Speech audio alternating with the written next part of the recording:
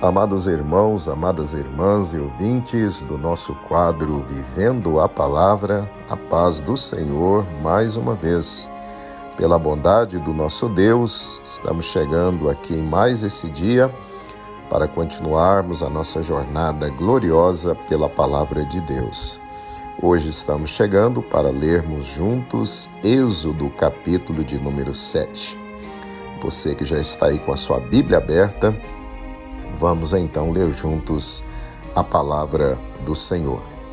Êxodo capítulo 7, versículo 1. Então disse o Senhor a Moisés: Eis que te tenho posto por Deus sobre Faraó, e Arão teu irmão será o teu profeta. Verso 2. Tu falarás tudo o que eu te mandar, e Arão teu irmão falará a Faraó, que deixe ir os filhos de Israel da sua terra. Verso 3. Eu, porém, endurecerei o coração de Faraó, e multiplicarei na terra do Egito os meus sinais e as minhas maravilhas. Verso 4. Faraó, pois, não vos ouvirá, e eu porei minha mão sobre o Egito, e tirarei meus exércitos, meu povo, os filhos de Israel da terra do Egito com grandes juízos. Verso 5. Então os egípcios saberão que eu sou o Senhor, quando estender a minha mão sobre o Egito e tirar os filhos de Israel do meio deles. Verso 6. Assim fizeram Moisés e Arão, como o Senhor lhes ordenara. Assim fizeram. Verso 7.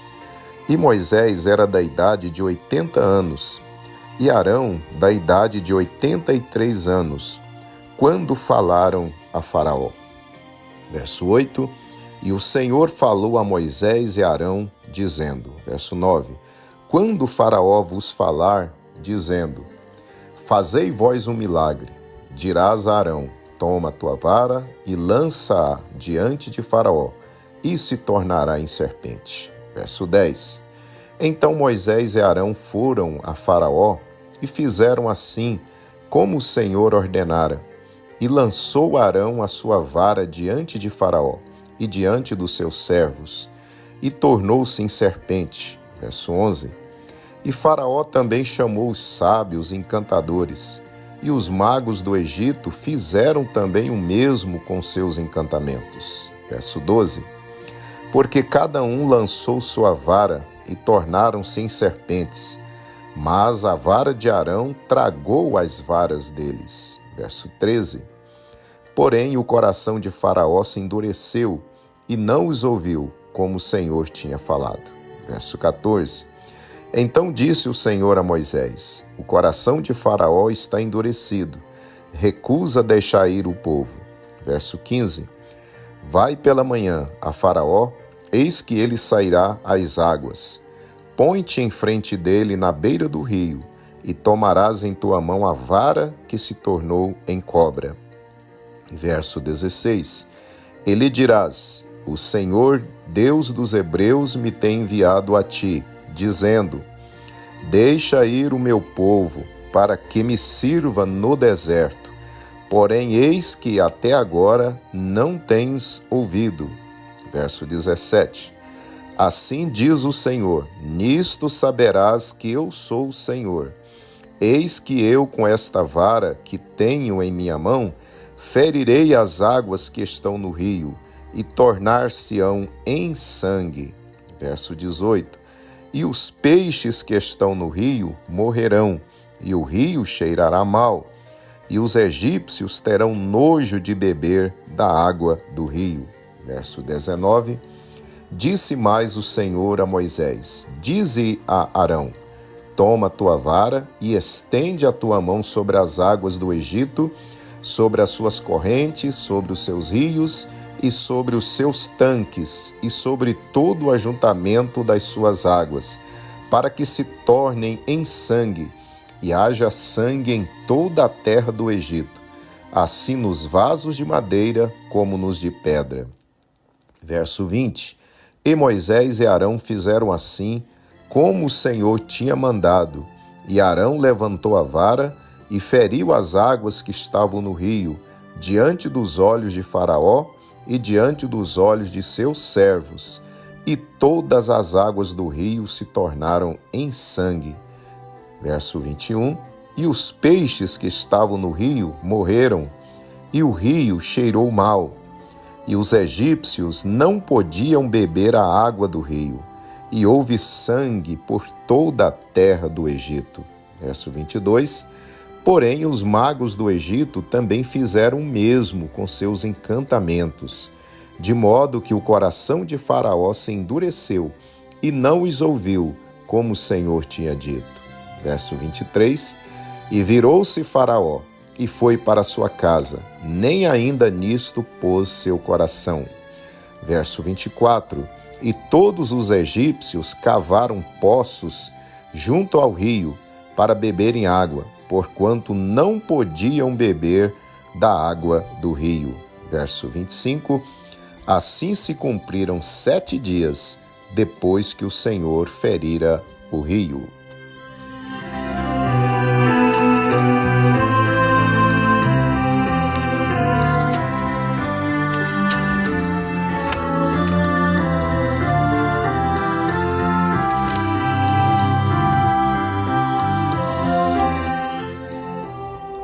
Aí está, meus irmãos, pela bondade do Senhor, lemos aí o capítulo de número 7 aqui do livro de Êxodo. E para a nossa reflexão nesse dia, eu quero reler com você os versos 10 ao 12. Então Moisés e Arão foram a Faraó e fizeram assim como o Senhor ordenara. E lançou Arão a sua vara diante de Faraó e diante dos seus servos, e tornou-se em serpente. E Faraó também chamou os sábios, encantadores, e os magos do Egito fizeram também o mesmo com seus encantamentos, porque cada um lançou sua vara, e tornaram-se em serpentes, mas a vara de Arão tragou as varas deles.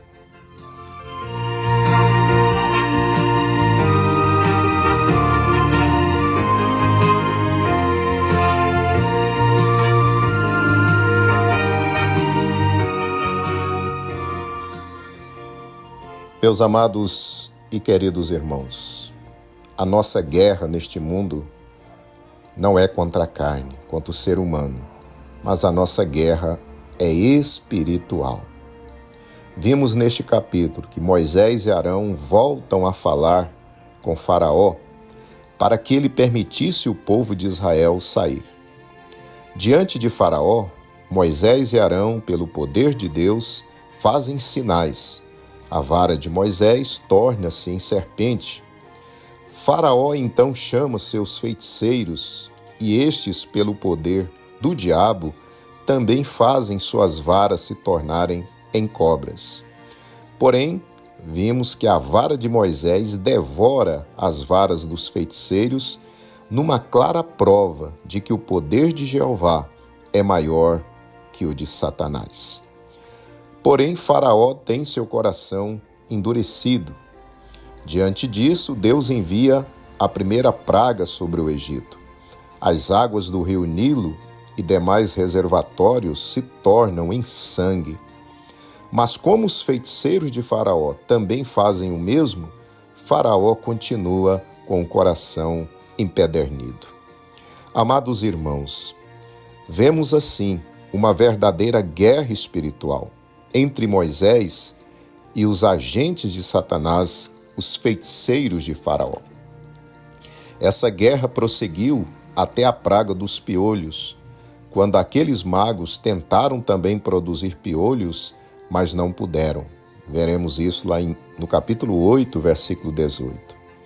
Meus amados irmãos, ainda hoje a guerra espiritual é uma realidade na caminhada do crente neste mundo. O apóstolo Paulo nos mostra isso na carta aos Efésios, capítulo 6, a partir do versículo 10.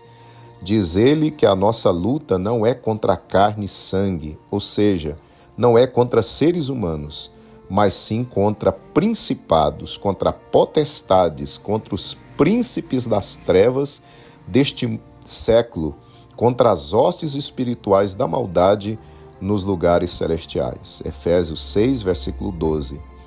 É por isso, queridos irmãos, que o crente às vezes se sente oprimido, desanimado, triste, abatido. Muitas vezes Satanás usa pessoas para nos afrontar, usa situações para nos embaraçar e tirar a nossa paz. O apóstolo nos mostra que nessa guerra precisamos usar armas espirituais: a verdade, a justiça ou retidão, o evangelho da paz, a fé, a convicção da nossa salvação e a santa palavra de Deus. Como também a oração. É o que vimos lá em Efésios 6, versículo 18. Com essas armas, com certeza venceremos nossos inimigos espirituais. Vimos no episódio entre Moisés e os magos que o poder do maligno é limitado. Ele transformou a água em sangue, fez com que a vara também se tornasse em cobra, mas ele não podia, ou eles não puderam desfazer, fazendo a água voltar ao seu normal. E vimos que a vara de Moisés tragou as dos magos, dos feiticeiros. Os magos também criaram as rãs, mas não puderam tirá-las. E na praga dos piolhos, como nós já dissemos, não conseguiram criar. Assim, meus amados, se o diabo é poderoso, somente nosso Deus é todo-poderoso. Aleluia! Queridos irmãos, a guerra é renhida, mas fique firme. Use as armaduras de Deus, não as suas próprias, não as armaduras humanas. Louvado seja o Senhor. Não recue nem um passo na batalha contra o inimigo. A vitória já é sua em nome do Senhor Jesus, porque maior é aquele que está conosco do que aquele que está no mundo. Lembre-se, você precisa usar armas espirituais. Nós não devemos lutar contra os seres humanos. Se tem alguém te afrontando, você não vai afrontar essa pessoa, você vai repreender com as armas espirituais aquele que está usando essa pessoa para te afrontar, para te oprimir.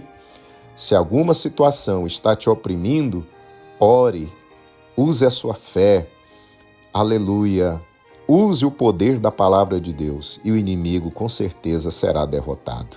Tiago nos lembra: resisti ao diabo e ele fugirá de vós. Tiago 4, versículo 7.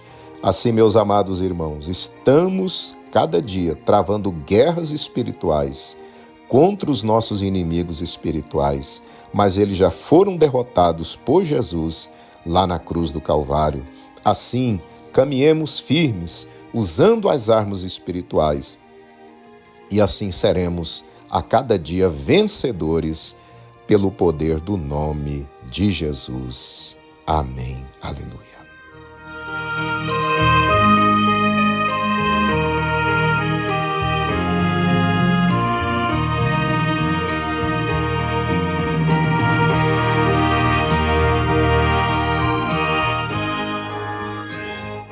Vamos unir as nossas vozes em oração? Senhor nosso Deus, nosso Pai, te glorificamos, Senhor, pela revelação da Tua palavra, que nos mostra, Senhor, que estamos em guerra neste mundo. Estamos caminhando para o céu e aqui não é o nosso lugar. Por isso nós temos, Senhor, esta batalha espiritual de cada dia. Senhor Deus, nos dê a Tua graça, capacitação, para que nós sempre tenhamos o discernimento de que a nossa guerra não é contra as pessoas, mas é contra os espíritos malignos. E assim, Senhor, nos conceda direção e graça para sempre estarmos usando as armaduras espirituais que a Tua palavra coloca diante de nós. É o que nós te pedimos, Senhor. Dá vitória ao Teu filho, dá vitória à Tua filha que, porventura, esteja enfrentando nesse dia uma terrível guerra, Senhor. Pai, capacita ele com as armas que o Senhor nos dá e dá vitória ao Teu filho e à Tua filha, em nome de Jesus. Amém. Aleluia.